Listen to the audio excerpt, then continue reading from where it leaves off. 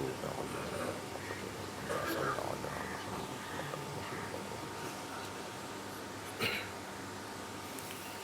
اعوذ باللہ من الشیطان الرجیم بسم اللہ الرحمن الرحیم الحمد للہ الذی لا یبلغ مدحتہ القائلون ولا يحصي نعماءه العادون ولا يعدي حقه المجتهدون الذي ليس لصفته حد محدود ولا نعت موجود ولا وقت معدود ولا أجل ممدود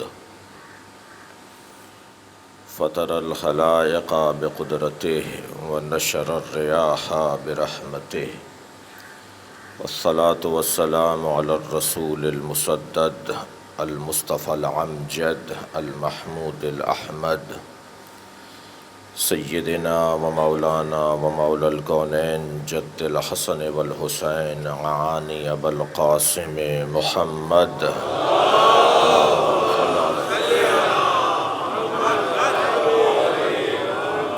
وآله الطيبين الطاهرين المعصومين الذين قال الله إنما يريد الله ليذهب عنكم الرجس أهل البيت ويطهركم تطهيرا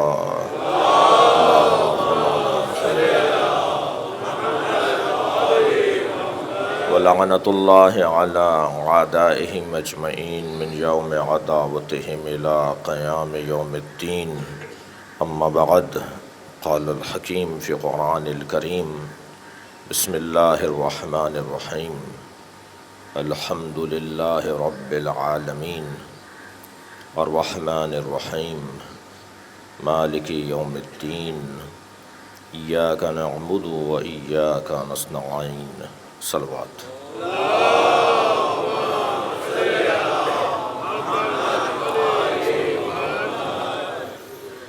سورہ مبارکہ الحمد کی خدمت میں ہے۔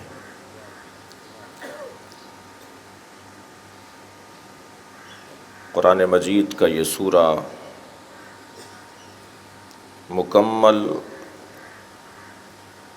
قرآن اور معادل قرآن شمار کیا جاتا ہے۔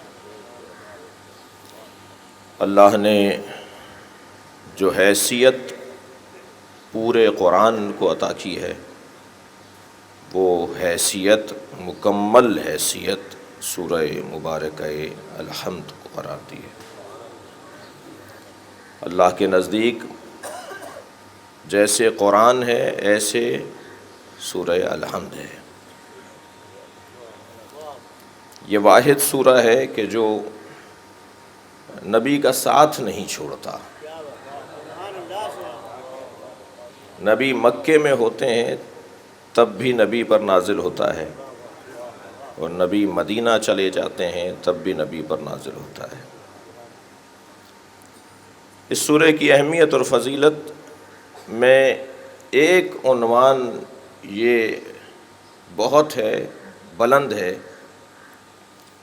کہ اللہ نے اپنے حبیب کو معراج پر بلا کر جو دو چیزیں ہدیتاً دیں، تحفتاً دیں، اپنے حبیب کو جو اللہ نے ہدیے دیے ان میں ایک ہدیہ جناب فاطمہ زہرا سلام اللہ علیہا،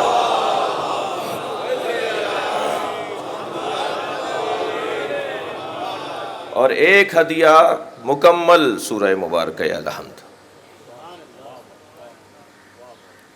یقیناً جب کسی محبوب کو کوئی چیز ہدیے میں دی جائے تو ہدیہ بے قدر محبت ہوا کرتا ہے۔ یقیناً اللہ جب اپنے حبیب کو جناب زہرا کے ساتھ ہدیہ دے رہا ہے، یعنی میں سمجھتا ہوں کہ فضائل جناب زہرا اور سورہ مبارکہ الحمد میں مماثلت کو تلاش کرنے کی ضرورت ہے۔ اللہ اپنے حبیب کو سورہ مبارکہ الحمد ہدیے کے طور پر پیش کر رہا ہے۔ اس اہمیت کو مد نظر رکھتے ہوئے اس سورہ کی اس فضیلت کو مد نظر رکھتے ہوئے ذرا اس پہلو پر غور کرنے کی ضرورت ہے کہ ان 7 آیتوں میں کیا نہفتہ ہے، کیا پوشیدہ ہے جو اتنی اس کی اہمیت اور فضیلت ہے۔ دیکھیے، پہلی کل کی ابتدائی مجلس کے ابتدائی بیان میں ایک حدیث سے استفادہ کیا تھا کہ سورۃ التی اولھا تحمید، اس سورہ کو 3 حصوں میں تقسیم کیا ہے۔ اس کا اول حمد ہے، الحمدللہ رب العالمین۔ اچھا، الحمدللہ، کیوں الحمدللہ؟ اب 3 علتیں بیان کی جا رہی ہیں کیوں الحمدللہ۔ اس لیے کہ الرحمن الرحیم، اس لیے کہ مالک یوم الدین۔ جی، یہ حمد کی ہی اس لیے جا رہی ہے کہ حق ہے کہ اس کی حمد کی جائے۔ عزیزان گرامی،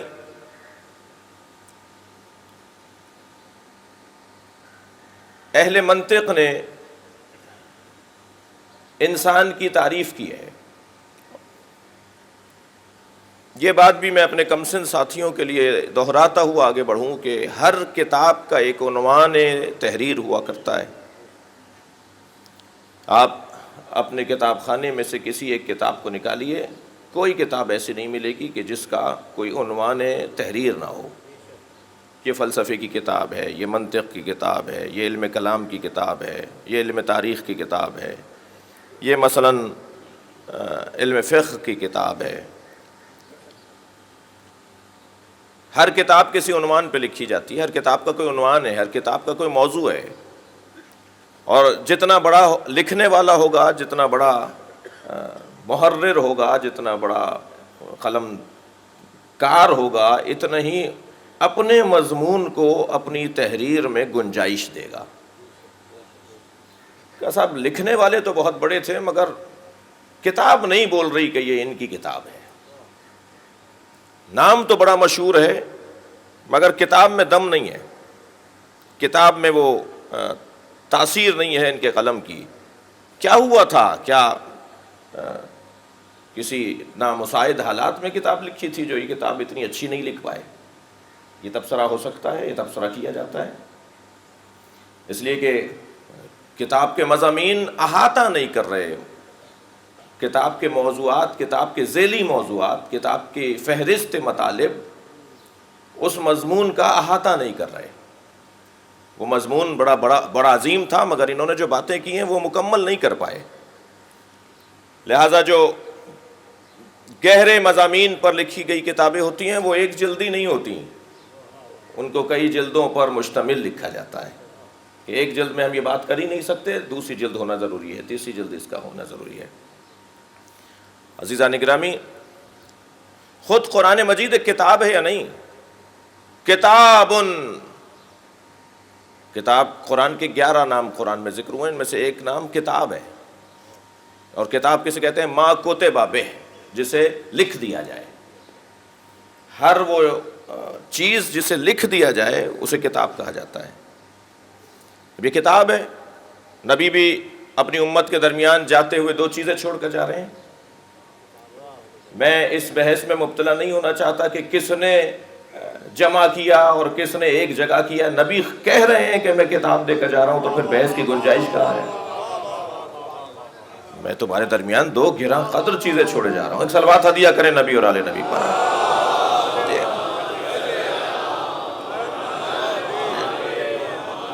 بہت مشہور اور معروف سرکار کی حدیث ہے، انی تارکن فیکم الثقلین۔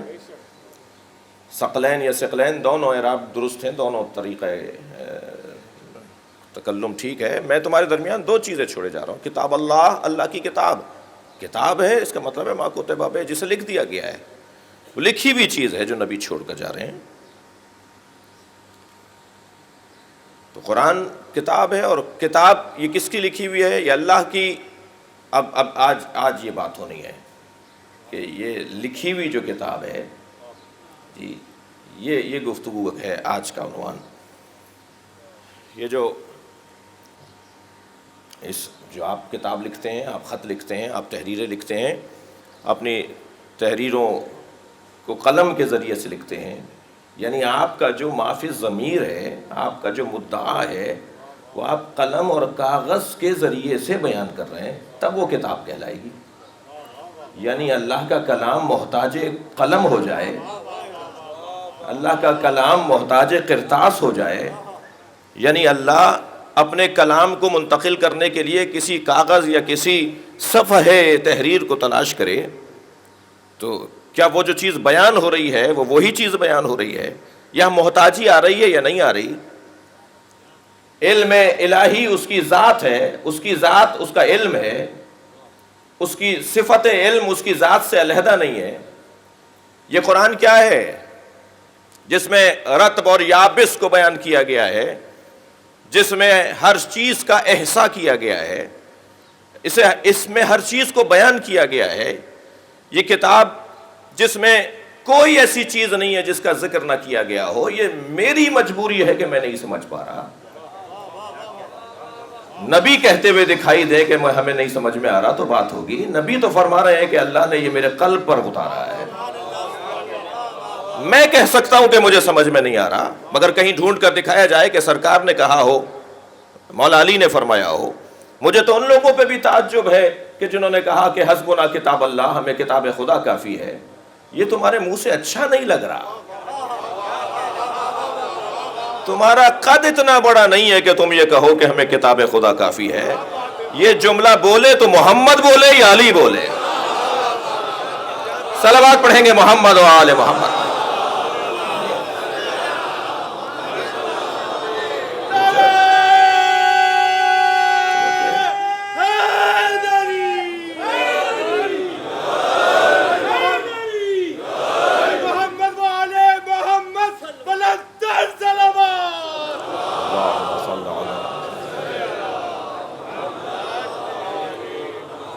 یعنی اللہ اپنے علم کا اظہار کرے گا، کاغذ پر کرے گا، اللہ اپنے علم کا اظہار کرے گا، قلم کے ذریعے سے کرے گا۔ اب یہ شاید مجھے اور آپ کو سمجھانے کے لیے اس نے قلم کی اور ان سطروں کی قسم کھائی ہے جو قلم سے لکھی جاتی ہیں، مگر یہ بھی کہیں بیان نہیں ہو رہا کہ وہ سطریں کیا ہیں اور وہ قلم کون ہے۔ تھوڑی سی اگر دقت بڑھا دیں تو شاید ہمارے اوپر روشن ہو جائے کہ وہ سطریں کیا ہیں اور وہ قلم کیا ہے۔ جو لم یلد ولم یولد ہے، وہ والد اور ولد کی قسم کھا رہا ہے قرآن میں۔ جس نے اپنے آپ کو کہہ دیا کہ میں نہ کسی کا باپ ہوں نہ کسی کا بیٹا ہوں، وہ قرآن میں قسم کھا رہا ہے والد اور ولد کی۔ یہ کون والد اور ولد ہے جو قابل قسم پروردگار ہو رہا ہے؟ ذرا معرفت کی نگاہوں سے دیکھا جائے تو ایک والد کو ابو طالب کو کہتے ہیں، ایک ولد کو علی کہتے ہیں۔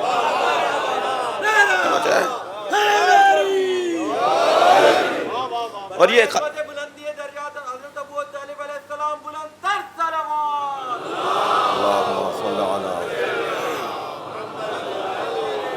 نون والقلم وما یسطرون، نون قسم ہے قلم کی اور ان سطروں کی جو اس قلم کے ذریعے سے لکھی جاتی ہیں۔ وہ سطریں کیا ہیں؟ یہ سطریں یہ جو اس وقت محترم معظم قانون اسلام، قانون انسانیت ہمارے ہاتھ میں ہے، یعنی قرآن اتنا محترم ہے، اتنا معظم ہے کہ بغیر وضو کے اس کو ہاتھ نہیں لگایا جا سکتا۔ شاید اس کی طہارت کا کمال ہے کہ ہم غیر مسلم کے ہاتھ میں اسے نہیں دیتے۔ اور فرما رہے ہیں اگر کسی عالم دین سے کوئی غیر مسلم قرآن مانگتا ہے کہ جی میں سمجھنا چاہتا ہوں، میں پڑھنا چاہتا ہوں، مجھے دے دیں، تو عالم دین، مسلمان، نمازی، نماز گزار، مسجد کے میں آنے جانے والے لوگ قرآن مجید کسی غیر مسلم کے ہاتھ میں نہیں دیتے، اس لیے کہ یہ خود بغیر وضو کے اسے ہاتھ نہیں لگاتے۔ تو قانون ہے، قاعدہ ہے، اصول ہے، آداب ہے، تہذیب ہے۔ یہ کسی گھٹن کا اظہار نہیں ہے، یہ کسی تنگ نظری کا اظہار نہیں ہے۔ یہ اس وجہ سے نہیں ہو رہا کہ ہم کسی کو حقیر جانتے ہیں تو اس کے ہاتھ میں ہم قرآن نہیں دے رہے۔ ہم کسی کو حقیر نہیں جانتے مگر قرآن کو عظیم جانتے ہیں، اور اس کے آداب و تہذیب کی بنیاد پر تقاضا یہ ہے کہ جس کے ہاتھ میں جائے اس کا ہاتھ طاہر ہو، اس کا ہاتھ پاک ہو، وہ کثافتوں اور نجاستوں سے پاک اور مبرہ ہو. اس لیے قرآن کسی غیر مسلم کے ہاتھ میں نہیں دیا جاتا. یہ ناراضگی کی بات نہیں ہے. میں گرو نانک کے مزار پہ گیا، اندر گیا، پہلے تو روک لیا ہمیں دروازے پر کہ جی سکھوں کے علاوہ کوئی اندر نہیں جائے گا. ہمارا ایک ادب ہے، ہماری تہذیب ہے، ہمارے قانون ہے کہ کوئی اندر نہیں جائے گا، جو سکھ نہیں ہوگا وہ اندر نہیں جائے گا. تو میں بہرحال اسی حلیے میں تھا، اسی لباس میں تھا. تو میں نے ان سے کہا کہ جی آپ اپنے بڑوں سے جا کے کہیے کہ مسلمانوں میں وہ لوگ آئے ہیں کہ جو اہل بیت کے چاہنے والے ہیں. آپ یقین جانیے ان کے سارے جو مذہبی بڑے تھے، جو بھی پنڈت تھے، جو بھی رہنما تھے، وہ سب دروازے پر آ گئے اور دروازہ کھول کے کہنے لگے آپ کے لیے دروازہ بند نہیں ہے.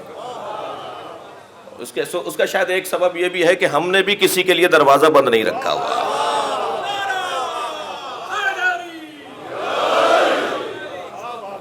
وسعت ذہنی ہے. ہم سب کو گلے لگانے کے لیے تیار ہیں، اور الحمدللہ عزاداری امام حسین ایک واحد اور مکمل ذریعہ ہے قریب ہونے کا اور قریب کرنے کا. ہونے دیجئے باتیں جو مدتوں سے ہوتی آئی ہیں. یہ پہلی مرتبہ نہیں ہو رہا کہ جو بعض لوگوں نے تبصرے کیے ہیں کل پہلی محرم کو، یہ کوئی پہلی مرتبہ نہیں ہوا، اور اس سے زیادہ کئی باتیں ہوتی آئی ہیں. اور ہمیں تو اس بات کی کوئی ٹینشن ہی نہیں. ہمیں تو پتہ نہیں یہ جو سانس ہمارے اندر گیا ہے یہ واپس بھی آئے گا یا نہیں آئے گا. ہم اپنے وقت کے اور اپنے دور کے ذمہ دار ہیں. نہ ماضی میں ہم نے عزاداری پر کوئی احسان کیا تھا، نہ آئندہ ہماری طرف سے کوئی عزاداری پر احسان ہوگا. ہم مالک نہیں ہیں، نوکر ہیں. وہ جیسے حضرت عبد المطلب نے فرمایا تھا نا ابرہا سے کہ مجھے تو میرے اونٹ چاہیے. اس نے کہا تم سردار مکہ ہو، میں تو سمجھ رہا تھا تم خانہ کعبہ کی حفاظت کی بات کرو گے، میں تو تمہیں کچھ اور سمجھ رہا تھا. حضرت عبد المطلب نے فرمایا نہیں، میں تو رب ابل ہوں، مجھے تو اونٹ میرے چاہیے. وہ جو گھر ہے نا اس کا بھی کوئی رب ہے. صلوات پڑھے ذرا محمد و آل محمد.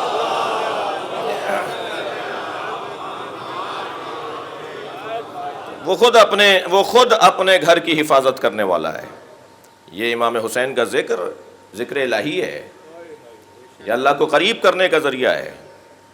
ہاں غلطیاں، کوتاہیاں، بے توجہیاں، حتیٰ میں جرت کر کے جملہ کہہ رہا ہوں، حتیٰ جہالتیں سبب ہو سکتی ہیں جن کے سبب معترضین کو اعتراض کرنے کا موقع مل جاتا ہے، مگر نظام غلط نہیں ہے.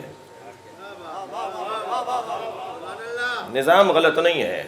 اگر کسی اسکول میں، توجہ چاہوں گا اس جملے پر، اگر کسی اسکول میں تعلیم اچھی نہ دی جا رہی ہو تو اسکول بند نہیں کرتے، ٹیچر کو تبدیل کرتے ہیں. صلوات پڑھیں محمد و آل محمد پر.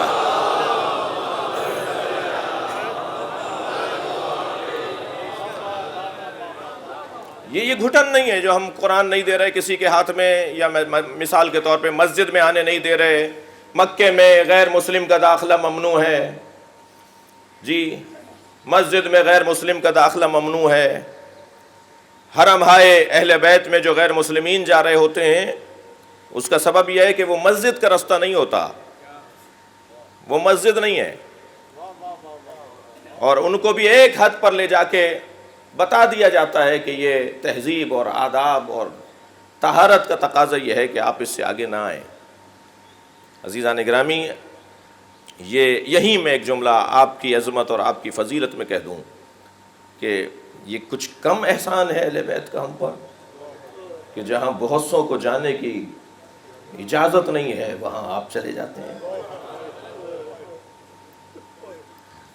لہذا جو آج تک کربلا نہیں گئے ہیں، آج 2 محرم ہے، اپنی اہم ترین دعاؤں میں سے جو آپ مانگتے ہیں، مانگتے رہتے ہیں، ان میں ایک دعا تکرار مکرر دعا ضرور کریں. وہ یہ کہ اللہ امام حسین کی قبر کی ہمیں زیارت کا شرف عطا کرے. اور بڑی آرزو ہے، بڑی تمنا ہے ائمہ اہل بیت کی. حضرت فضل سے امام ششم فرما رہے ہیں، اے فضل تم آج تک میرے جد حسین کی قبر پہ گئے ہو؟ حضرت فضل نے فرمایا مولا نہیں میں نہیں گیا. فرمایا ہر مہینے میرے جد کی قبر پہ جایا کرو، اور اگر تم ہر مہینے نہیں جا سکتے تو ہر 6 مہینے میں جایا کرو، اور فرمایا اگر ہر 6 مہینے نہیں جا سکتے تو سال میں 1 مرتبہ میرے جد کی قبر پہ جاؤ. پھر فرمایا اگر تم اتنے مجبور ہو کہ تمہارے پاس وسائل نہیں ہیں تو دیکھو زندگی تمام نہ ہونے پائے. کہیں ایسا نہ ہو کہ تم بغیر زیارت قبر حسین کے اس دنیا سے چلے جاؤ. ہماری جانب سے جو کمی اور کوتاہی ہے عزیزو وہ ارادے کی کمزوری ہے، ارادے کی کمزوری ہے. وسائل کی فراہمی، انتظامات کی فراہمی، رستوں کا کھل جانا، یہ سب ہمارے ہاتھ میں نہیں ہے تو ہم اس کی فکر بھی نہ کریں، وہ ہمارے ہاتھ میں نہیں ہے. یہ قرآن مجید کیونکہ یہ جو الفاظ پر مشتمل قرآن ہے، یہ جو لکھا ہوا قرآن ہے، اس کی طہارت کا یہ عالم ہے. تو اب کیا یہ قرآن جو ہمارے سامنے ہے، جس کا اتنا احترام ہے، جس کو ماننے والا مسلمان ہے، جس کا انکار کرنے والا غیر مسلم ہے، جس کے خلاف جانے والا غیر مسلم تو ہم اپنے سمجھنے کے لیے کہہ دیتے ہیں انسان نہیں ہے، اس لیے کہ کوئی بھی علم سے دشمنی نہیں کر سکتا، کوئی بھی معارف اور مفاہیم سے دشمنی نہیں کر سکتا. قرآن مجموعہ ہے معارف کا، مفاہیم کا. غور فرمائیں گے عزیزان گرامی، یہاں اللہ اپنے علم کا اظہار. اچھا اللہ کا علم اس کی ذات سے علیحدہ نہیں ہے، وہ ذاتاً عالم ہے، وہ ذاتاً عالم ہے. ماہ رمضان، ماہ مبارک رمضان کی 3 مجالس میں ایک گفتگو ہوئی تھی کہ اس کا علم ذاتی ہے اور عین ذات ہے، اس کی ذات اور اس کا علم 2 چیزیں نہیں ہیں. تو پھر یہ قرآن علم الہی ہے یا نہیں؟ اور قرآن جب علم الہی ہے تو یہ کاغذوں پہ ڈھل کر اللہ سے جدا ہو گیا یا نہیں؟ اور جب اللہ سے یہ جدا ہو جائے گا تو اللہ سے اس کا علم جدا نہیں ہوتا، تو کیسے سمجھیں اس بات کو؟ بڑی عنایت آپ کی توجہ کا شکر گزار ہوں. اللہ کا علم اس کی ذات ہے، اس سے علیحدہ نہیں ہو سکتا. قرآن علم الہی ہے یا نہیں؟ قرآن آج ہمارے پاس ہے، ہم اسے اللہ بولیں معاذ اللہ، یہ اللہ ہے. تو اگر علم الہی اللہ سے علیحدہ ہو گیا ہے تو اللہ اور اس کا علم علیحدہ نہیں ہوتا، تو پھر یہ کیا ہے؟ یہی میں آپ سے چاہوں گا توجہ زیادہ.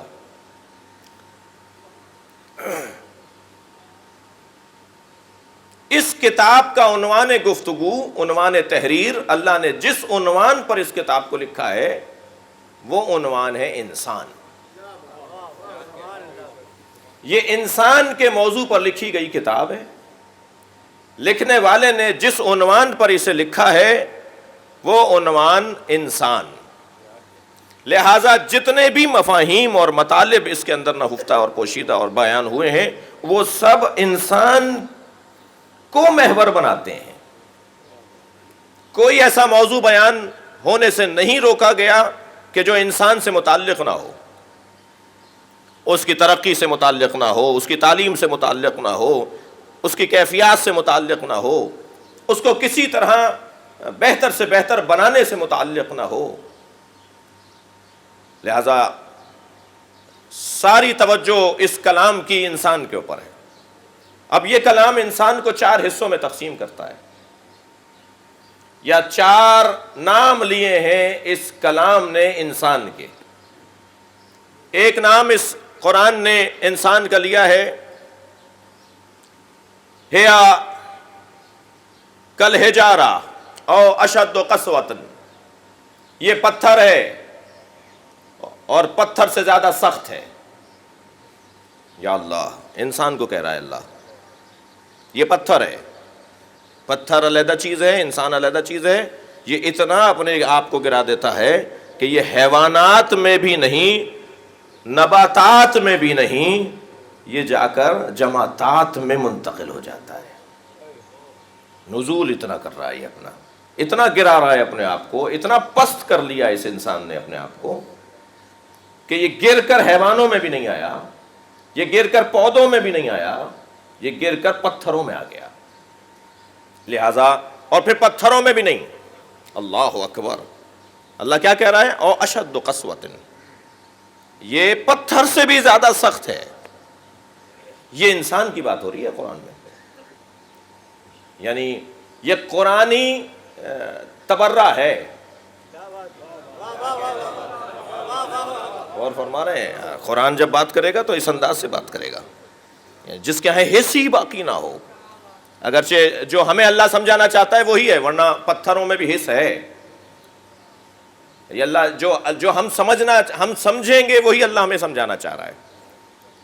ورنہ اگر پتھروں میں بولنے کی صلاحیت نہیں ہوتی تو کبھی نبی کے ہتھیلی پر آ کے کلمہ نہ پڑھتے. پتھروں میں بولنے کی صلاحیت ہے. پتھر سمجھ رہے ہیں، پتھر سن رہے ہیں، پتھر بول رہے ہیں. یہ ہماری کمزوری ہے. یہ درخت بولتا ہے، یہ جانور بولتے ہیں. یہ ہماری کمزوری ہے کہ ہم درختوں کی بولی کو سمجھتے نہیں ہیں تو ہم کہتے ہیں یہ بولتا نہیں ہے. میں نے ایک جگہ ذوالفقار مولا علی سے باتیں کرتی تھی، اس کے اوپر کچھ احادیث پیش کی تو کچھ لوگوں سے نہیں سنبھل پائی یہ بات. مجلس کے بعد مجھ سے کہنے لگے یہ کیسے ممکن ہے، یہ مبالغہ ہے، یہ غلو ہے کہ ذوالفقار مولا علی سے باتیں کرے. میں نے کہا کوئی غلو نہیں ہے، یہ ہماری کمزوری ہے کہ ہم اپنا عیب کسی اور پر ڈالتے ہیں. اگر میں پتھر کی بات نہیں سن پا رہا، میں اگر درخت کی بات نہیں سن پا رہا تو یہ میرا عیب ہے. یہ بولتا ہے. اور ایک دفعہ بھی اس کو بلوا کے دکھا دیا کافی نہیں ہے. کیا ہر پتھر آپ کو سنایا جائے کہ کیا بول رہا ہے؟ بھائی توجہ ہے آپ حضرات کی. کچھ کنکریوں نے نبی کا کلمہ پڑھ کے بتا دیا یہ بول سکتے ہیں. بعض لوگوں نے کہا کہ آپ معجزہ رکھتے ہیں، یہ سامنے درخت ہے، اسے حکم دے سکتے ہیں کہ آپ کے پاس چل کر آئے. حضرت نے فرمایا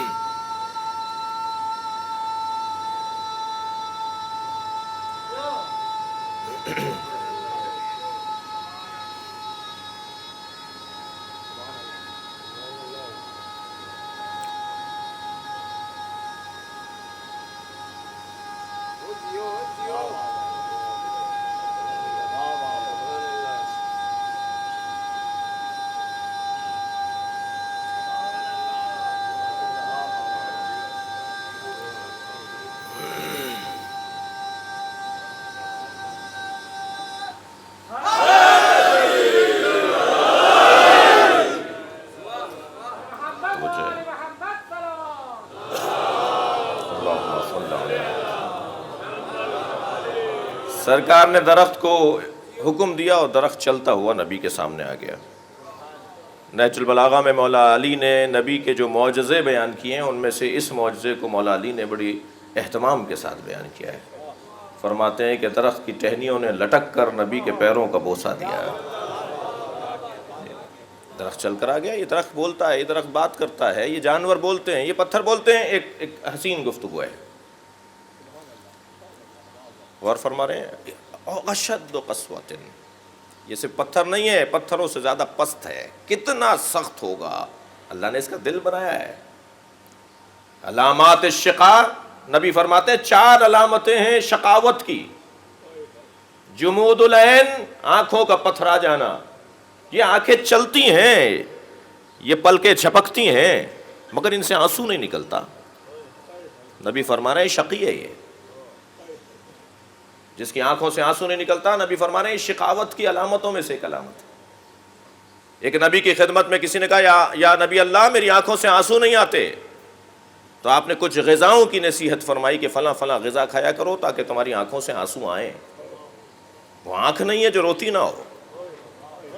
میں ایک جملہ کہہ دوں، آنکھ کی زندگی کی نشانی گریا ہے. آپ طبی اعتبار سے بھی بات کیجئے، آپ آنکھ کے وجود کے فلسفے پہ غور کیجئے. یہ جب تک آنسو اس سے نہیں آئے گا اس کی زندگی سالم نہیں ہے، اس کی زندگی ثابت نہیں ہے. اور فرمایا کہ اصرار علی ذنب، گناہوں پر بار بار اصرار، گناہوں کی بار بار تکرار انسان کو شقی بنا دیتی ہے. الحرص لطلب الدنیا، اور دنیا کی طلب میں اس کا حریص ہونا یہ انسان کو شقی بنا دیتی ہے. اور انسان کو جو چیز شقی بناتی ہے وہ ہے قسوۃ القلب، دل کا پتھر ہو جانا. یہ بظاہر گوشت کا لوتھڑا ہے، مگر معصوم فرما رہے ہیں، نبی کی حدیث ہے، معصوم فرما رہے ہیں یہ بظاہر گوشت کا لوتھڑا یہ جب پتھر ہو جاتا ہے تو پھر انسان شقی ہو جاتا ہے۔ ابھی آپ نے دیکھا کہ برما میں کیا ہوا، جی تصور نہیں کیا جا سکتا جس انداز سے وہاں ظلم ہوا ہے، جی سمجھ میں نہیں آئی بات۔ اب تک ان منظروں کو دیکھ کر سمجھ میں نہیں آ رہا کہ یہ کیا ہوا ہے، کیوں ہوا ہے، کیسے ہوا ہے۔ یہ قسوۃ القلب کی نشانی ہے۔ البتہ میں یہیں عرض کر دوں کہ بہت بڑا ظلم ہوا، اس ظلم کا کوئی جواز نہیں بنتا کسی طور وہاں کی انتظامیہ اور وہاں کی حکومت، اور پھر عالمی سطح پر مسلمان حکمران اور مسلمان ادارے، تنظیمیں اور مسلمانوں کے ناموں پر بنائی گئی تنظیمیں کسی طور پر جواز نہیں رکھتی کہ اس کا کوئی دفاع کریں یا اس کے خلاف اقدام نہ کریں۔ لیکن عزیزان گرامی، یہ غلط فہمی نہ ہو کہ کربلا بپا ہو گئی، کربلا نہیں ہے وہ، جی اسلام زندہ ہوتا ہے ہر کربلا کے بعد، اس مصرے پہ تبصرہ ہے، اسلام زندہ ہوتا ہے ہر کربلا کے بعد۔ کربلا کے ساتھ دنیا میں ہونے والے کسی ظلم کا مقایسہ نہیں کیا جا سکتا، انتہائی ظلم ہوا ہے، لیکن یہ کسی ظلم کے ساتھ قابل ہے، یہ ظلم کسی طور بھی کربلا کے ظلم کے ساتھ قابل مقایسہ نہیں ہے۔ جب کسی نے کہا نا میرے مولا امام علی رضا علیہ الصلوۃ والسلام سے، مولا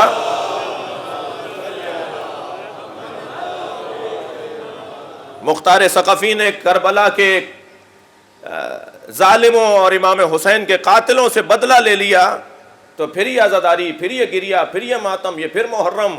حضرت نے فرمایا ساری دنیا کو اگر 70 مرتبہ مار کر زندہ کیا جائے تو حسین کے بدن سے ٹپکنے والے ایک قطرے کا بدلہ نہیں ہے۔ یہ قابل مقایسہ نہیں ہے، مقایسہ نہیں کرو کربلا کے ساتھ۔ ہمیں اپنے ان ممبروں سے، ہمیں ان مجالس میں اس ظلم کے خلاف بولنا ہوگا، بولے ہیں، بولیں گے، اور ہو نہیں سکتا کوئی شیعہ ہو اور وہ ظالم کے خلاف نہ بات کرے، ہو نہیں سکتا کہ کوئی شیعہ ہو اور وہ مظلوم کی حمایت میں بات نہ کرے۔ مگر خبردار، میں اپنے بچوں اور جوانوں سے اور اپنے ساتھیوں سے عرض کر رہا ہوں، یہ کربلا سے اس کا کوئی مقایسہ نہیں ہے۔ یہاں کمن ظلم ہوا ہے، وہاں کمیتاً اور کیفیتاً دونوں اعتبار سے ظلم ہے، اس کا کوئی مقایسہ نہیں ہے، اس کے اوپر کوئی تبصرہ ہی نہیں ہونا چاہیے۔ اور اگر میں یہ کہہ دوں کہ آج اگر ہم کسی ظلم کے خلاف بول رہے ہیں تو وہ بطفیل حسین بول رہے ہیں، اس لیے اس مظلوم کائنات پر گزرنے والے حالات کا کسی بھی قوم پر گزرنے والے حالات سے مقایسہ نہیں ہے۔ عزیزان گرامی،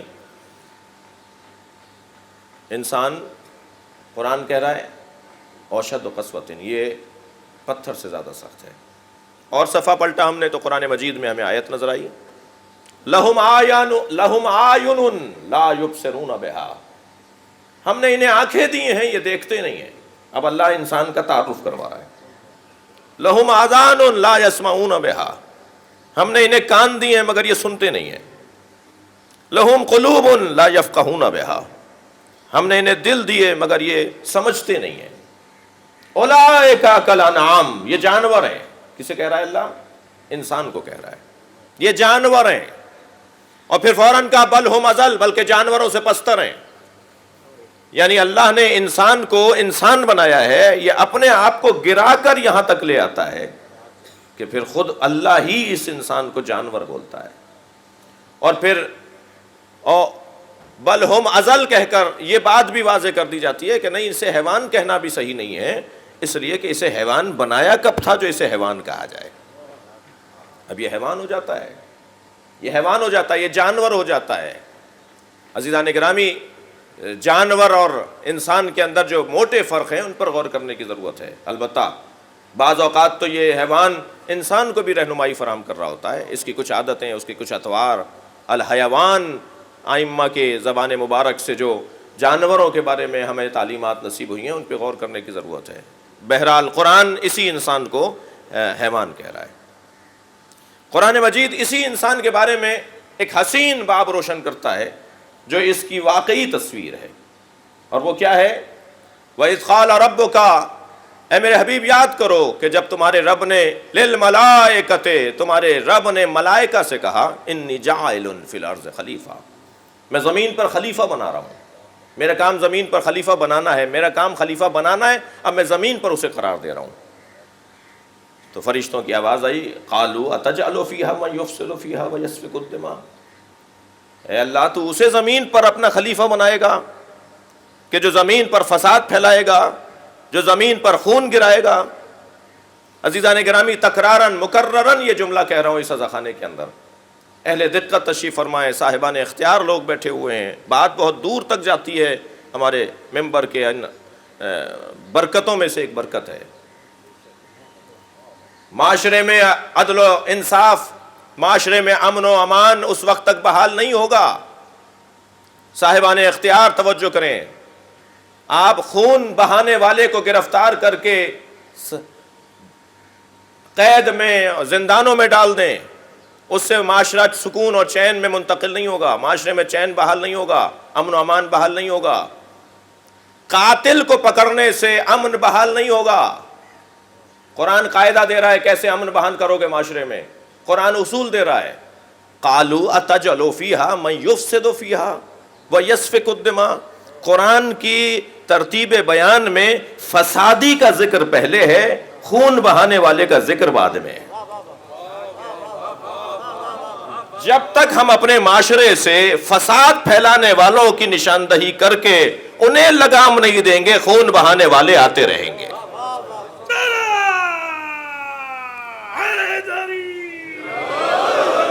ہمیں اپنے معاشرے میں ان لوگوں کو تلاش کرنے کی ضرورت ہے جن کا کام ہے تلاش کرنا، میرا کام نہیں ہے، ہمارا کام نہیں ہے، جن کا کام ہے تلاش کرنا، وہ فساد پھیلانے والے جنہیں آج کی جدید زبان میں سہولت کار آپ کہتے ہیں۔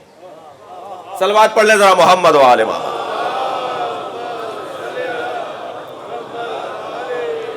اس سے بہتر صلوات ہدیہ کریں نبی اور آل محمد۔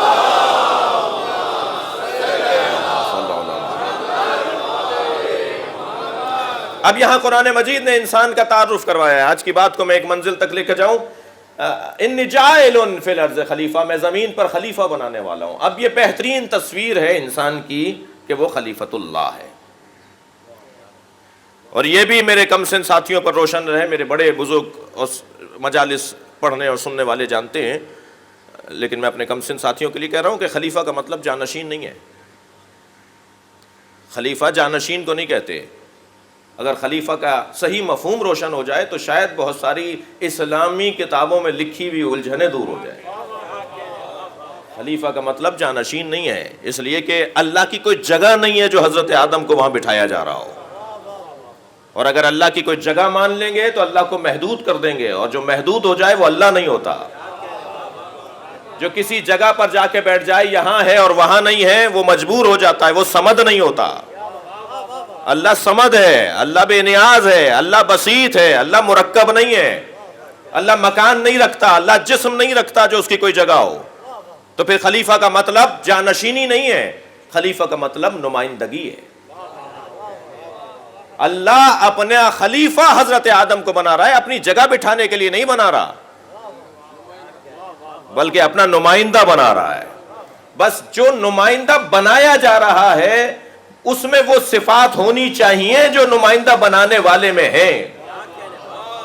وہ جہاں چاہے اسے بھیج دے، وہ جہاں چاہے پہنچ جائے، وہ جہاں چاہے اور جس کو چاہے مشکل سے دور کرے، اس کی مشکلات اور پریشانیوں کو دور کرے۔ تو اب یہ جہاں فضائل خلیفہ کے ہیں وہاں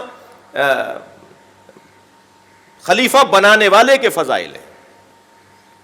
حضرت مفتی اسحاق صاحب ہمارے جو فیصل آباد والے بہت بزرگ عالم دین تھے، رحلت فرما گئے، وہ کہنے لگے جی آپ لوگ جو کلمے میں پڑھتے ہیں خلیفۃ بلا فصل، یہ بھی ٹھیک پڑھتے ہیں، علی ولی اللہ تو آپ ٹھیک پڑھتے ہی ہیں، خلیفۃ بلا فصل بھی آپ صحیح پڑھتے ہیں۔ میں نے کہا جی دلیل کیا ہے آپ کے پاس؟ جی ہمارے کلمے کی آپ تائید کر رہے ہیں تو آپ کے پاس دلیل، آپ کے پاس کیا ہے؟ کہنے لگے نبی کا خلیفہ بلا فصل علی کے علاوہ کوئی ہو نہیں سکتا۔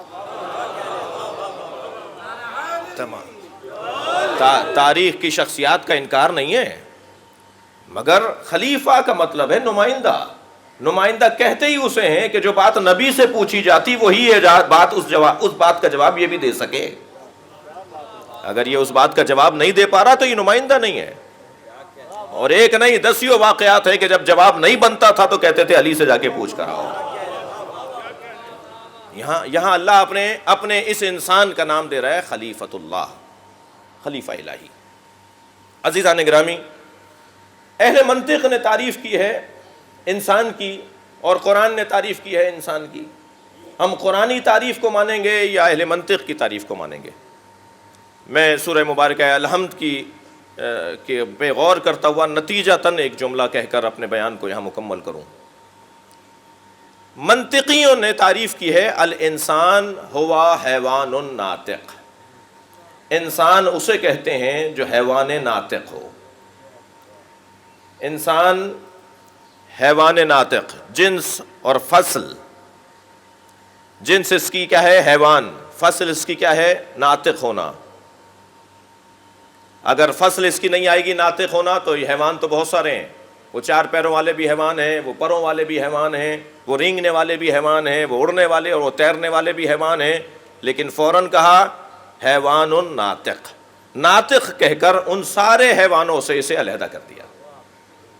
یعنی یہ سمجھدار حیوان ہے، یہ سمجھتا بھی ہے اور سمجھانے کی صلاحیت بھی رکھتا ہے. یہ ایسا حیوان ہے. لیکن قرآن مجید اس کی تعریف حیوان ناطق نہیں کرتا. اگر یہ سمجھتا ہے تو کیا سمجھا؟ اگر یہ سمجھا سکتا ہے تو اس نے کیا سمجھایا؟ یہ اس تعریف منطق کے اندر روشن نہیں ہے. قرآن کے مطابق جو خلیفۃ اللہ کا عنوان دیا ہے انسان کے بارے میں، تو حضرت آیت اللہ جوادی عاملی کہتے ہیں کہ اگر انسان کی منطقیوں کے مطابق تعریف کرنی ہے تو پھر منطقیوں کے مطابق تعریف یہ کرنی ہے. سورہ مبارکہ الحمد آپ کے ذہن مبارک میں ہے. منطقیوں کے مطابق انسان کی تعریف یہ کرنی ہے کہ الانسان ہوا حیوان ناطق حامد. انسان وہ ہے جو حیوان ناطق اور حامد ہے. اگر یہ ناطق ہو اور حامد نہ ہو تو یہ ثابت کہاں کر رہا ہے کہ یہ ناطق ہے؟ بھائی صرف ٹائٹل دے دینا، عنوان دے دینا، کوئی نام دے دینا سے کوئی چیز کچھ نہیں ہو جاتی. جی قانون دان تشریف فرمائے. مجھ سے کسی صاحب نے پوچھا پاکستان مسلم مملکت ہے؟ میں نے کہا جی پاکستان کے آئین کے پہلے صفحے پہ لکھا ہوا ہے کہ یہ اسلامی، یہ اللہ کی زمین ہے، پاکستان اللہ کی زمین ہے اور اس زمین پہ قرآن و سنت کے خلاف کوئی فیصلہ نہیں ہوگا. تو جیسے پاکستان کا مسلمان مجموعی مسلمان، اکثر مسلمان، جیسے پاکستان کا مجموعی اور اکثر مسلمان شناختی کارڈ کا مسلمان ہے، ایسے ہی پاکستان کا قانون بھی شناختی کارڈ کا قانون ہے. جی شناختی کارڈ والا مسلمان ہے. پتہ نہیں 25 یا 28 جلدیں بن چکی ہیں اسلامی نظریاتی کونسل کے پاس، جو سفارشات انہوں نے لکھ لکھ کر جمع کی ہوئی ہیں. کسی ایک پر عمل نہیں ہوا. صلوات پڑھیں ذرا محمد و آل محمد. اس سے بہتر صلوات نبی اور آل نبی پر.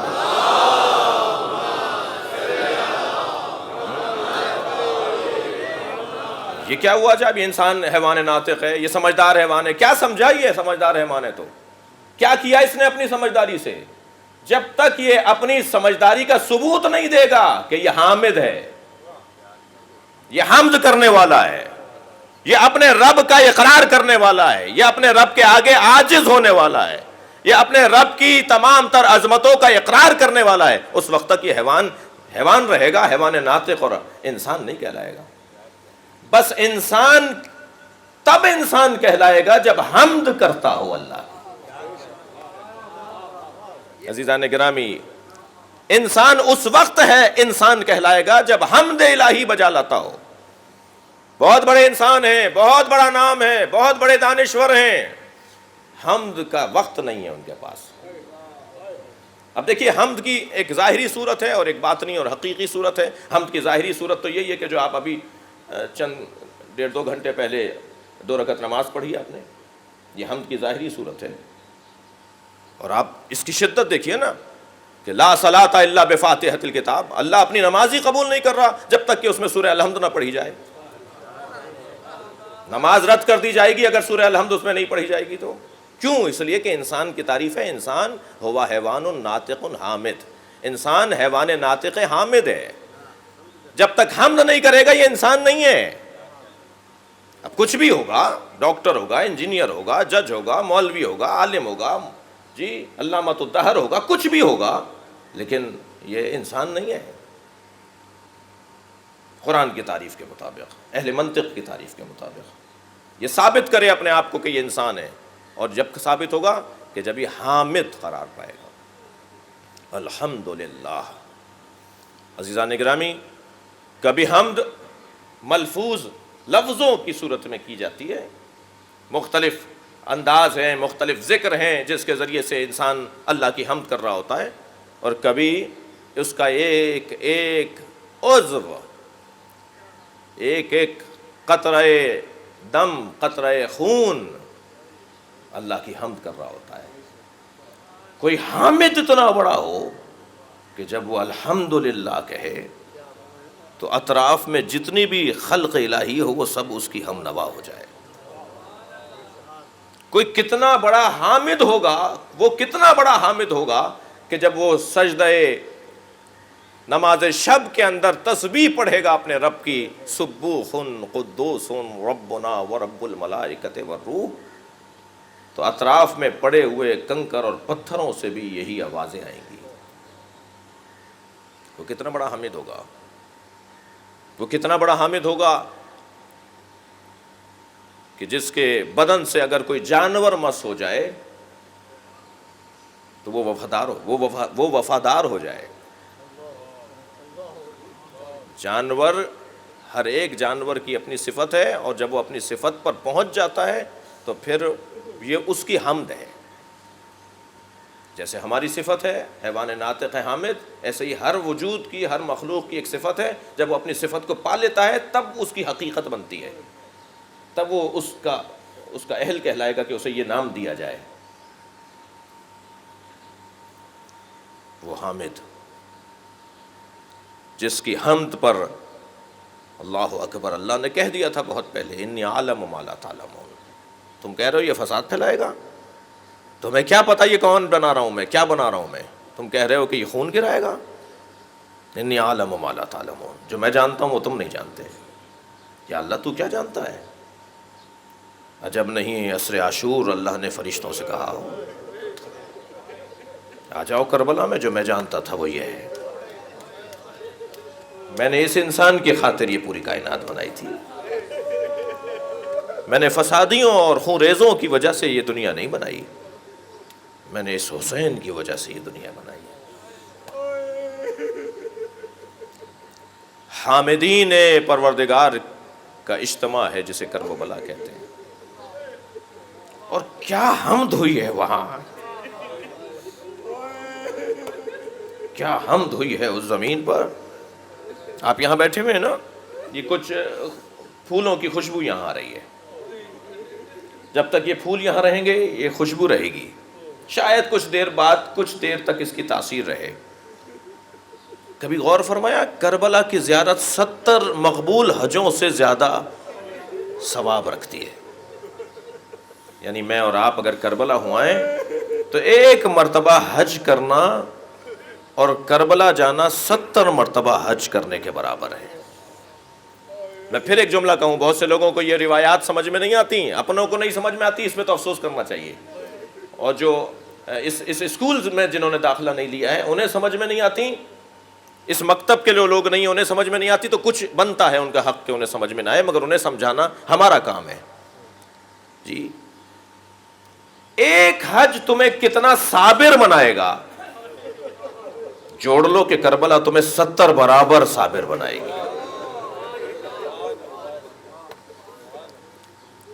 ایک حج جو حضرت ابراہیم، حضرت اسماعیل، حضرت ہاجرہ کی کہانی پر مشتمل ہے. کتنی بڑی صابرہ ہے ہاجرہ، کتنی بڑی صابرہ ہے ہاجرہ، کہ جب بے آب ہو گیا سرزمین پر، حضرت ابراہیم چھوڑ کر جا رہے ہیں تو یہ نہیں کہا کہ آپ اپنے زوجہ کو اور اپنے بچے کو یہاں کہاں چھوڑ کر جا رہے ہیں، یہاں تو زندگی کے آثار نہیں ہیں. صرف اتنا پوچھا، یہ آپ کا اپنا ارادہ ہے یا اللہ نے آپ کو کہا ہے. حضرت ابراہیم نے فرمایا میرے اللہ کا حکم ہے کہ اپنے بچے کو اور اپنی زوجہ کو یہاں چھوڑ کے چلے جاؤ. تو فوراً کہا پھر آپ جائیے. اللہ اکبر، کتنی بڑی مواحدہ ہے. یہ ان کا حمد ہے، یہ ان کی حمد ہے. یہ ان کی عملی حمد ہے۔ اور جب حضرت اسماعیل کو لے کر آئے حضرت ابراہیم، تو کیونکہ ان کے گلے پر چھری حضرت ابراہیم نے جب رکھی تھی تو وہ چھری الٹی ہو جاتی تھی۔ علامہ مجلسی لکھتے ہیں وہ چھری الٹی ہو جاتی تھی۔ یہ سیدھے رکھ کے چلاتے تھے، چھری گلا نہیں کاٹتی تھی، چاقو گلا نہیں کاٹتا تھا، بہت زور لگاتے تھے، گلا نہیں کٹتا تھا۔ اس زور لگانے سے حضرت اسماعیل کے گلے پہ نیلے نشان پڑ گئے تھے۔ سنیں گے 3 دن میں ہاجرہ مر گئی اپنے بچے کے گلے پر نیلے نشان دیکھ کر حضرت ہاجرہ سے برداشت نہیں ہوا۔ اجرکم اللہ۔ مگر حضرت ہاجرہ نے کوئی شکوہ نہیں کیا، کوئی گلہ نہیں ہے حضرت ہاجرہ کا۔ چاند رات کی مجلس میں میں نے نبی کی ایک حدیث سنائی تھی کہ یہ جو آنکھوں سے آنسو جاری ہوتے ہیں، یہ جو دل محزون ہوتا ہے، یہ بے صبری نہیں ہے۔ آنکھوں سے آنسو بھی جاری ہو رہے ہوں، دل محزون بھی ہو رہا ہو اور حمد بھی ہو رہی ہو، تب ہے ایک مسلمان، تب ہے ایک انسان واقعی۔ جی حضرت ہاجرہ نے کوئی شکوہ نہیں کیا۔ ایسی صابرہ ہیں۔ اسماعیل کیسے صابر ہیں؟ بابا ستجدونی انشاءاللہ مع الصابرین، قرآن کہہ رہا ہے بابا آپ وہی کیجئے جو آپ کو اللہ نے حکم دیا، آپ چھری چلائیے میرے گلے پر، آپ مجھے صابروں میں پائیں گے۔ اور لیٹ گئے ہاتھ پیر بندھوا کر، کوئی ایک جملہ نہیں کہہ رہے اپنی زبان سے، بابا آپ اپنے بچے کو ذبح کر رہے ہیں۔ صبر کا کمال اور عروج دیکھیے، لیٹ گئے قربان ہونے کو۔ اور حضرت ابراہیم کا صبر دیکھیے کہ اپنے بچے کو اپنے ہاتھ سے ذبح کر رہے ہیں۔ تو جو صبر ایک حج میں نصیب ہوتا ہے، اب 70 حج کے برابر کربلا کی زیارت کا مفہوم روشن ہو میرے کم سن ساتھیوں پر، جو ایک حج سے صبر نصیب ہوتا ہے، کربلا میں 70 برابر وہ صبر ہے۔ یہاں ابراہیم ایک اسماعیل کو ذبح کر رہے ہیں نا۔ اجرکم اللہ، آپ آمادہ ہیں گریہ کرنے کے لیے؟ وہاں کربلا میں حسین ایک اسماعیل کو ذبح نہیں کر رہے ہیں، کیسے کیسے اسماعیل حسین نے ذبح کیے۔ اللہ اکبر، آنکھوں سے آنسو بھی جاری ہیں مگر قاسم کا لاشا سمیٹ کر لا رہے ہیں اور اللہ کا شکر ادا کرتے ہوئے آ رہے ہیں۔ آنکھوں سے آنسو بھی جاری ہیں اور عباس کے کٹے ہوئے بازوؤں کو اٹھا رہے ہیں۔ یہ ہے کربلا 70 حجوں کے برابر۔ آج 2 محرم ہے عزادارو، آپ کی آنکھوں سے آنسو جاری ہیں۔ حق بنتا ہے کہ گریہ وزاری میں تکلف نہ ہو، اس لیے کہ یہ گریہ آرزو ہے پیغمبر اکرم کی، یہ گریہ تمنا ہے جناب زہرا کی۔ امام حسین نے مدینہ چھوڑ دیا ہے، اور جب مدینہ چھوڑنے لگے نا، جب دربار مدینہ سے، حاکم مدینہ کے دربار سے امام لوٹے ہیں، تو امام نے اپنا رخ اپنے گھر کے بجائے جناب زینب کے گھر کی طرف کیا۔ حضرت عباس نے استفسار کیا، مولا آپ کہاں تشریف فرما ہو رہے ہیں؟ فرمایا میں زینب سے ملنے جا رہا ہوں۔ رات کی تاریکی میں جب جناب زینب کے دروازے پر حسین آئے تو بی بی دوڑتی ہوئی دروازے پر آئی، بھائی مجھے بلا لیا ہوتا۔ فرمایا زینب تیاری کرو، مدینہ اب رہنے کی جگہ نہیں ہے، ہم مدینے کو چھوڑنا چاہتے ہیں۔ دوسرا دن نمودار ہوا، روشنی آئی، حضرت نے فرمایا عباس محملیں تیار کرواؤ، قافلہ آمادہ کرو۔ حضرت عباس نے محملوں کو آمادہ کیا، قافلے کو تیار کیا۔ دستور یہ لکھا ہے، بزرگوں نے پڑھا ہے، اہل تقوی نے پڑھا ہے، متقی اور اولیاء علماء نے پڑھا ہے کہ دستور یہ تھا کہ ایک ایک محمل کو دروازے کے سامنے لایا جاتا تھا اور قنات لگائی ہوئی تھی، اور ہر بی بی جب دروازے سے باہر آتی تھی تو اس سے متعلق جوان آگے بڑھتا تھا۔ جب حضرت ام لیلہ آگے آئی ہیں، نکل کر باہر آئی ہیں، تو علی اکبر دوڑے ہوئے آگے آئے، میری ماں آئی ہے، اپنی ماں کو محمل میں بٹھایا۔ کچھ دیر کے بعد جناب رباب باہر آئی، امام زین العابدین آگے آئے۔ کچھ دیر کے بعد عزادارو جناب فضہ آئیں، تو وہاں کے خادموں نے اور نوکروں نے اور حضرت عباس نے بڑھ کر سہارا دیا۔ آپ رو رہے ہیں۔ منظر بڑا عجیب ہوا کہ ایک مرتبہ ایک بی بی گھر سے باہر آئی تو حسین نے اپنی جگہ چھوڑ دی۔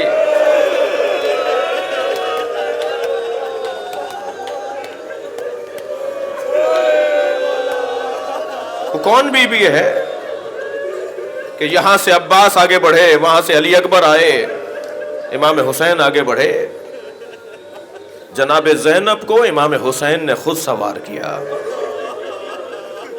میں نے ایک بزرگ سے یہ جملے سنے کہ حضرت عباس علمدار نے ہودج کی چوب کو پکڑا ہوا تھا اور امام حسین زینب کے برابر میں کھڑے تھے بازو پکڑنے کے لیے۔ اب میں آپ سے گزارش کروں گا، جب کبھی شام جائیں، جناب زینب کے مزار پر جب زیارت نامہ کھولیں، اس کے پہلے ہی صفحے پر ایک جملہ لکھا ہوا ہے، سلام ہو اس بی بی پر جب 11 محرم اونٹ پر بٹھائی جا رہی تھی تو نہر کی طرف رک کر کے کہہ رہی تھی، کہاں ہے زینب کے بھائی؟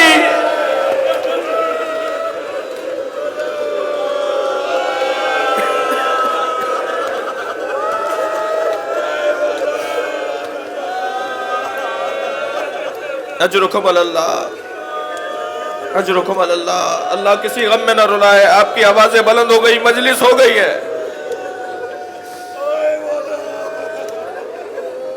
قافلہ تیار ہے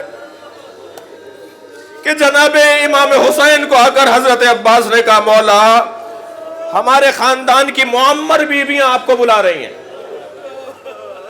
3 تو ضعیف بیویاں ہیں جو نہیں جا رہی امام کے ساتھ، اور نہیں جا رہی حسین نہیں لے جا رہے، ورنہ اس ضعیفی میں کمر خمیدہ، ہاتھ میں عصا، بال سفید، ہاتھوں میں راشا،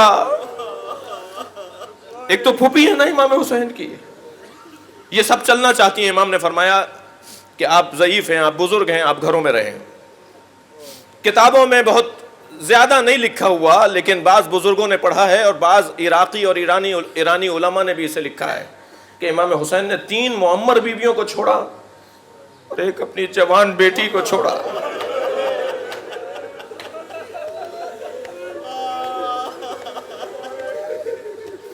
ساری بہنیں جا رہی ہیں، ساری بہنیں جا رہی ہیں۔ اب ان کے لکھنے کے مطابق اس بی بی نے اس 6 مہینے کے بچے کو گود میں لیا ہوا ہے، جو ان ایام میں 6 مہینے کے نہیں ہیں لیکن کم سن ہیں، شیرخوار ہیں۔ اس بار بی بی نے اس بچے کو گود میں لیا ہوا ہے، اس عبداللہ رضی کو، اس علی اصغر کو۔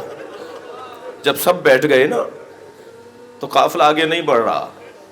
سوال یہ ہوا کہ قافلہ آگے کیوں نہیں بڑھ رہا؟ کہا علی اصغر نہیں ہے۔ میں نے بزرگ علماء سے یہ پڑھتے ہوئے انہیں سنا، بزرگ متقی علماء کو، کہ ایک مرتبہ جناب رباب گئی ہیں اپنے بچے کو لینے، علی اصغر گود میں نہیں آئے۔ تھکیں گے نہیں اگر رونا آ رہا ہو آپ کو۔ جناب زینب گئی ہیں، علی اصغر گود میں نہیں آئے۔ ہر بی بی نے چاہا کہ اس بچے کو گود میں لے لیں اس بچی سے، مگر یہ بچہ گود میں نہیں آیا۔ جب امام حسین کو معلوم ہوا، امام نے فرمایا میں لاؤں گا۔ قریب گئے ہیں اور علی اصغر کے کان میں کچھ دعا پڑھی ہے، بچے نے بہن کی گودی چھوڑ دی۔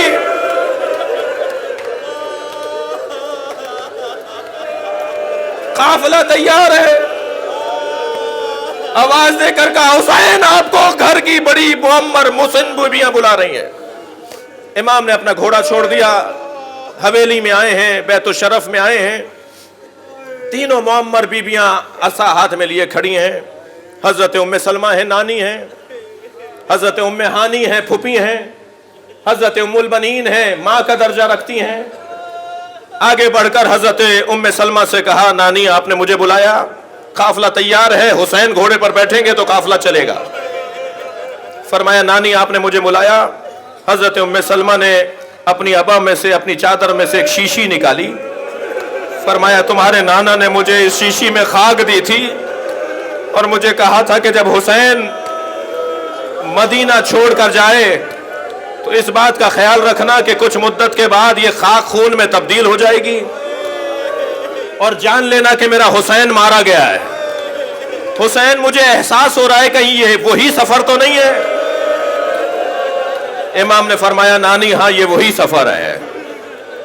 ان اللہ یرا قتیلا، اللہ مجھے قتیل دیکھنا چاہتا ہے، اللہ مجھے شہید دیکھنا چاہتا ہے۔ تو سنیں گے کیا کہا جناب ام سلمہ نے، تھک کر نہیں روئیں گے۔ ایک مرتبہ حضرت ام سلمہ کچھ ایک قدم آگے آ کے کہنے لگی پھر زینب کو چھوڑ جاؤ۔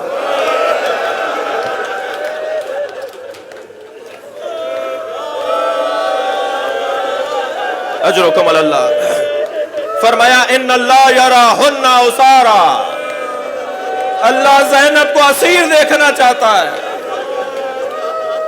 اجرکم اللہ۔ حضرت ام ہانی کے قریب آئے، اماں آپ نے مجھے بلایا، پھوپھی ہیں امام حسین کی، اماں آپ نے بلایا ہے؟ فرمانے لگی اے حسین ہماری حویلی کا پرانا دستور ہے جب کوئی مصیبت 2-3 دن کے بعد آنے والی ہوتی ہے، کچھ دن بعد ہمارے ہاں کوئی مصیبت آنے والی ہوتی ہے تو کچھ دن پہلے سے ہمارے گھر میں بسنے والی جناتنیاں رونا شروع کر دیتی ہیں۔ اے حسین کل رات سے میں جناتنیوں کے رونے کی آوازیں سن رہی ہوں۔ فرمایا اماں یہ میرا نوحہ پڑھ رہی ہے، یہ مجھے رخصت کر رہی ہے۔ بس آپ نے گریہ کر لیا، مجلس ہو گئی، آگے بڑھے، حضرت ام البنین کو سلام کیا، اماں مجھے آپ نے بلایا؟ فرمانے لگی اے شہزادے تمہارے بابا نے مجھ سے عقد اس لیے کیا تھا کہ اللہ مجھے شجاع بیٹا عطا کرے جو کربلا میں تمہارے کام آئے۔ مجھے ایک احساس ہو رہا ہے کہیں عباس وفاداری میں کوتاہی نہ کر جائے۔ میرے مولا نے مڑ کر دیکھا، عباس کو اشارہ کیا، عباس قریب آؤ، اپنی ماں کو وفاداری کا یقین دلاؤ۔ آگے بڑھ کر حضرت عباس نے کہا اماں اگر 70 مرتبہ مارا جاؤں پھر زندہ کیا جاؤں حسین کو چھوڑ کر نہیں جاؤں گا۔ اللہ لعنت اللہ علی قوم فسيعلم الذین ظلموا منقلب ينقلبون۔ یا اللہ ان آوازوں پر رحمت نازل فرما، رونے والوں کی توفیقات میں اضافہ فرما، امام زمانہ کے ظہور میں تعجیل فرما۔ یا حسین